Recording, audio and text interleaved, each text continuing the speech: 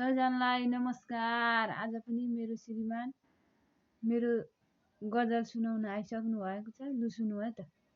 तिमी सँगै उदाएछ जुना, तिमी सँगै उदाएछ जुना, देख्दा तिमीलाई लजाएछ जुना, देख्दा तिमीलाई लजाएछ जुना, औँसीमा जुना हराएको थियो, औँसीमा जुना हराएको थियो, त्यही मुहारमा बस्न आएछ जुना, त्यही मुहारमा बस्न आएछ जुना,